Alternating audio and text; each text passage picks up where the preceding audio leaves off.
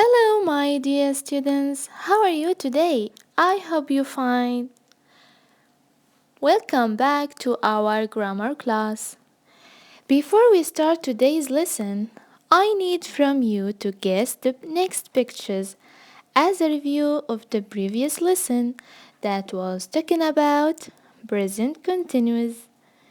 So, what are these children doing? Who can tell me what is she doing in the first picture? She is swimming. Good job. What about the second picture? What is he doing?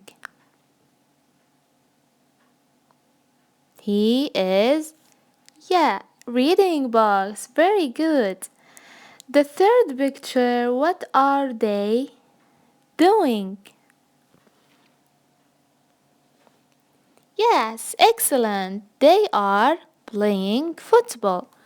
And the last picture, what is she doing? She is sleeping. Very good. Excellent, guys. Now, let's start our today's lesson. It will be about modal verbs. First of all, what are modal verbs? Modal verbs are type of auxiliary or helping verbs that are used to express possibility, ability, request, asking permission, suggestions or advice, and command. They provide additional and specific meaning to the main verb of the sentence. There are many modal verbs in English. They are can, could, may, might, should, will, would, must, and have to.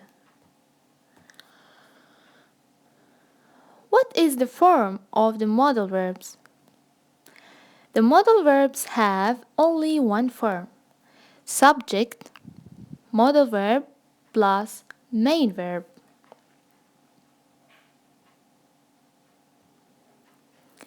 When are modal verbs used? There are many cases that can be used modal verbs on them. The first one is possibility. In situations when something is possible but not certain, use the modal verbs could, may, or might. For example, judging by the clouds, it might rain today. She may become the youngest pro soccer player ever.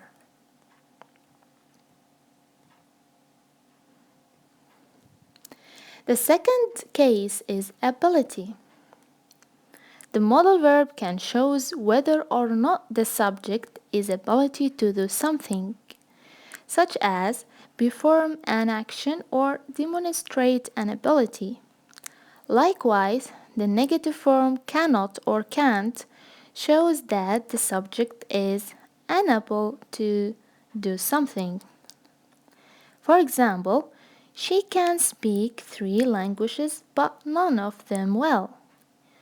You can lead a horse to water, but you can't make it drink.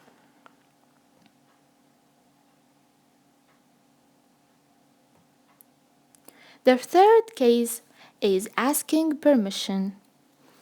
If you want to ask permission to do something, start your question with can, may, or could.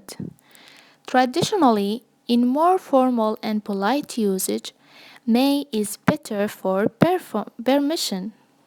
For example, may I leave early today? Could I play too? The fourth case of using the modal verb is request. If you want to ask someone else to do something, start your question with will, would, can, or could. For example, Would you get that box off the top shelf? Will you turn that music down? The fifth case is suggestion or advice. What if you want to recommend something but not command it? If you are giving suggestions or advices without ordering someone around, you can use the modal verb should. For example, you should eat more vegetables. He should go to the doctor.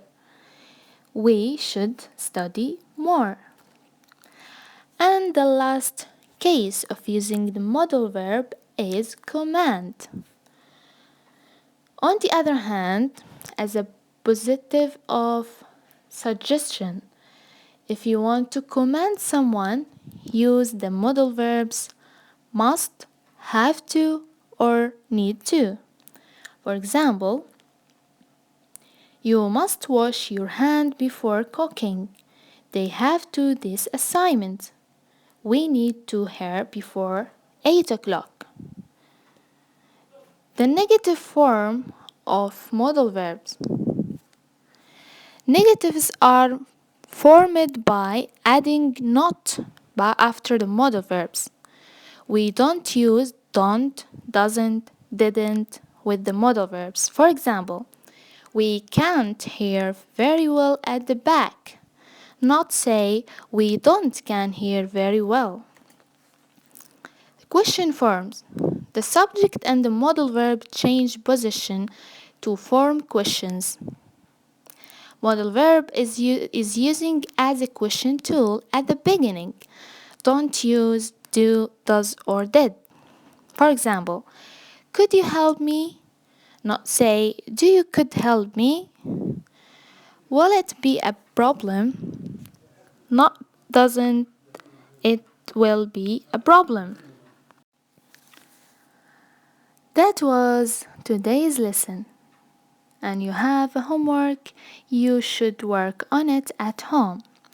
It's very simple. Just you have just 4 sentences. You answer them by using a suitable modal verbs. If you have any questions, don't hesitate to ask. Thank you and see you next lesson.